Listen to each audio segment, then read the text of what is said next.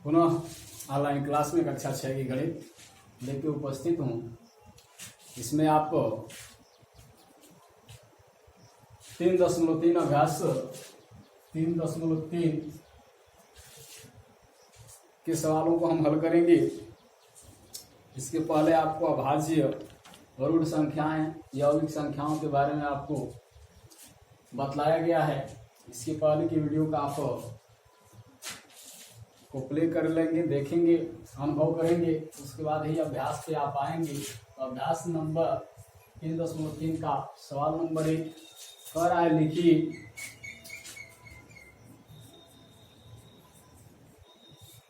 को में दिया है सबसे छोटी यौगिक संख्या,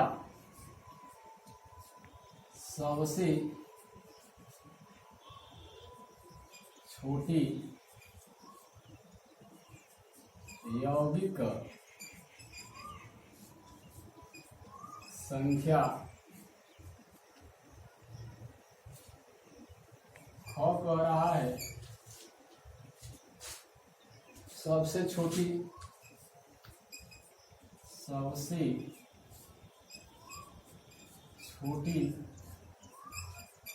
विषम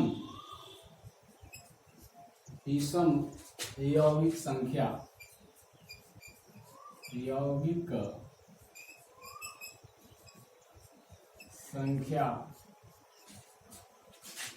ग कह रहा है सभी सम अभाज्य संख्याएं, सभी सम अभाज्य संख्याएं। घ दिया है संख्या जिसका केवल एक गुणनखंड, संख्या जिसका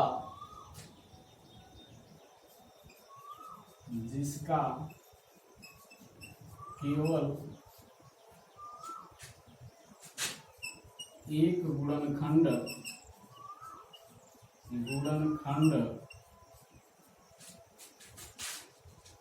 अंग दिया है सबसे छोटी विषम अभाज्य संख्या, सबसे छोटी अभाज्य संख्या। तो हम इसको हम बताएंगे। इसके पहले वाली वीडियो में आप देखेंगे, ये सभी बिंदुओं पर हम चर्चा किए हैं कि अभाज्य संख्याएं, समअभाज्य संख्याएं, यौगिक संख्याएं, ऋण संख्याएं, यानी अभाज्य संख्या को ही ऋण संख्या कहते हैं। तो उस वीडियो को आप जरूर देखेंगे तो ज्यादा समझ में आएगा। हम यहाँ पर एक सबसे छोटी यौगिक संख्या वो संख्याएं होती हैं जिनमें एक से अधिक गुणनखंड होते हैं। तो यहाँ सबसे छोटी यौगिक संख्या पूछ रहा है तो 4 होगा, क्योंकि इससे नीचे जब हम जाएंगे तो 3 होगा और 2 होगा। जो स्वयं में अभाज्य होती हैं इनका एक और स्वयं के अलावा कोई दूसरा गुणनखंड नहीं होता है, यानी 2 गुणनखंड से अधिक जिसमें गुणनखंड पाए जाते हैं तो उसको हम यौगिक संख्या कहते हैं। जैसे कि मान लीजिए 4 है तो 4 का 1 भी होगा, 2 भी होगा और 4 भी, यानी 3 गुणनखंड हो गए। तो ये यौगिक संख्या में आएगा, इसलिए इसको सबसे छोटा यौगिक संख्या कहा जाता है। यहाँ सबसे छोटी विषम यौगिक संख्या पूछ रहा है तो विषम में 9 होगा, क्योंकि 9 में भी यौगिक संख्या होगी, क्योंकि इसमें भी 2 से अधिक यानी 3 गुणनखंड इसमें भी उपस्थित हो जाते हैं। इसलिए हम इसको यौगिक संख्या में रखते हैं। सम संख्या, यहाँ पर सभी सम अभाज्य संख्याएं, तो सम संख्या तो बहुत सी है लेकिन अभाज्य संख्या पूछ रहा है तो केवल इसमें 2 ही होगा। अभाज्य संख्या जिसका केवल एक गुणनखंड है, तो एक ऐसी संख्या है जिसका गुणनखंड केवल एक ही होता है। सबसे छोटी अभाज्य संख्या, सबसे छोटी अभाज्य संख्या, तो रखिए सबसे छोटी विषम अभाज्य संख्या पूछ रहा है। सबसे छोटी विषम अभाज्य संख्या तो 3 होता है, विषम भी है और अभाज्य भी है। तो यार आप इसको समझ लिए होंगे। तो हम आगे चलते हैं प्रश्न नंबर 2। प्रश्न नंबर 2 कह रहा है कि 1 और 20 के बीच, 1 और 20 के बीच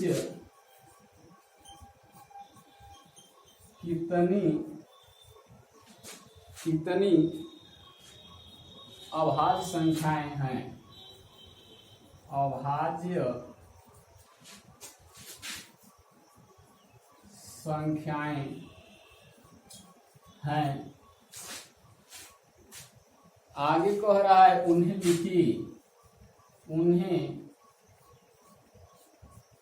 लिखिए।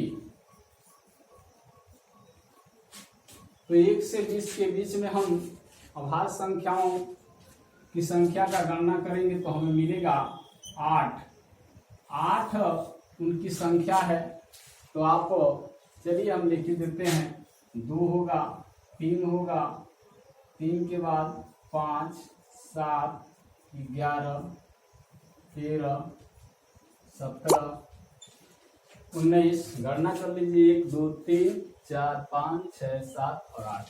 इनकी संख्या 8 होती है, जो 1 से 20 के बीच में पाई जाती हैं। अब हम प्रश्न नंबर 3 पे चलते हैं। प्रश्न नंबर 3 में कह रहा है कि 100 तक, यानी 1 से 100 तक कितनी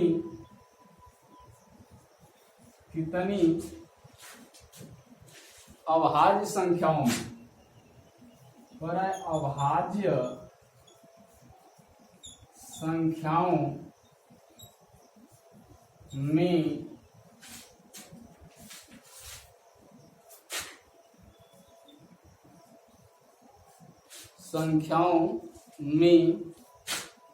उनका इकाई का अंक 3 होता है। 3 होता है, लिखिए। तो आप 3 यानी अभाज्य संख्याएं तो हैं, लेकिन कह रहा है कि उसमें इकाई का अंक 3 है। ऐसी कितनी संख्याएं हैं उनको लिखना है। तो हम लिख लेते हैं 3, 13, 23। 23 के बाद आपको मिलेगा 43। 43 के बाद 53। 53 के बाद होगा 73 और 83। ये संख्याएं हैं जो इकाई का अंक 3 होता है। पुनः देखिए 3, 13, 23, 45, 53 और 73 और 83। तो ये 100 तक की सभी वो संख्याएं हैं जिनका इकाई का अंक 3 होता है।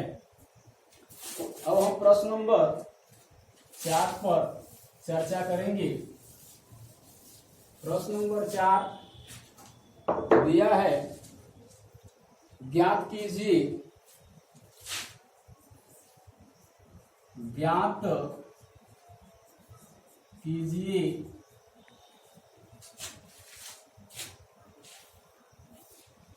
कि क्या निम्न संख्याएं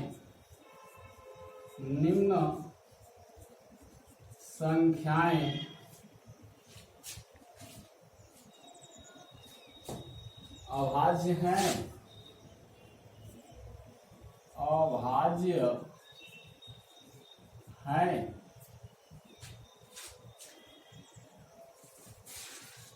या नहीं। तो कुछ संख्याएं दिया गया है, क में दिया है 83, क में दिया है 83। 83 क्या अभाज्य संख्या है, तो इसका हम गुणनखंड लिखेंगे। तो 83 का गुणनखंड हमको मिलेगा क्या, 1 मिलता है और 1 के बाद क्या मिलेगा, तो सीधा 83 ही मिलता है। दूसरी कोई संख्या इसे विभाजित नहीं कर सकती। 2 से कटेगा नहीं, 3 से कटेगा नहीं, 8 3 11 हो जाता है, 3 से कटेगा नहीं, 4 से भी नहीं कटेगा, 4 के बाद 5 से भी नहीं कटेगा, क्योंकि 0 और 5 होगा तो 5 से कटेगा। ऐसे हम कई संख्याओं का परीक्षण हम देखते हैं तो ये कटने वाला नहीं है, यानी 1 और 83 है, यानी 2 ही गुणनखंड है, यानी 1 और स्वयं से जो संख्याएं विभाजित होती हैं उन्हें अभाज्य संख्या कहते हैं। तो हम लिखेंगे कि ये अभाज्य संख्या है। क्या है, अभाज्य संख्या है। ख में हम देखते हैं, ख में दिया है 119, इसका स्वयं अवलोकन करेंगे। ग में दिया है 181, इसका भी अवलोकन कर लेंगे। घ में दिया है 117, तो इसका गुणनखंड हम लिखेंगे तो 1 भी होगा और 9 भी होगा। 9 कम 9, 7 2 9 होता है, 9 से कट जाएगा, यानी अंकों का योग 9 से विभाजित हो जाता है, तो संख्या 9 से विभाजित तो हो जाते हैं। तो ये 9 और उसके बाद 13 होगा और उसके बाद 117। तो ये हम देखते हैं कि इसमें अधिक गुणनखंड हो रहे हैं, यानी 1 और स्वयं के अलावा भी 2 गुणनखंड उपस्थित हैं। तो इसको हम कहेंगे कि अभाज्य नहीं है, अभाज्य नहीं है, यानी भाज्य है। यहाँ भाज्य तो पूछा नहीं है, अभाज्य पूछ रहा है, तो अभाज्य जो अभाज्य है यानी 2 ही केवल गुणनखंड है, तो उसे लिखेंगे अभाज्य संख्या है। जिसमें 2 से अधिक गुणनखंड पाए जाते हैं तो उसे लिखेंगे अभाज्य नहीं है। उसके बाद अंग, अंग का भी अवलोकन करेंगे आप स्वयं। 263 ये क्या अभाज्य है, या अभाज्य नहीं है, तो इसे गुणनखंड करके अवलोकन कर लेंगे। आज के लिए बस इतना ही, पुनः अगली वीडियो में मिलेंगे। धन्यवाद।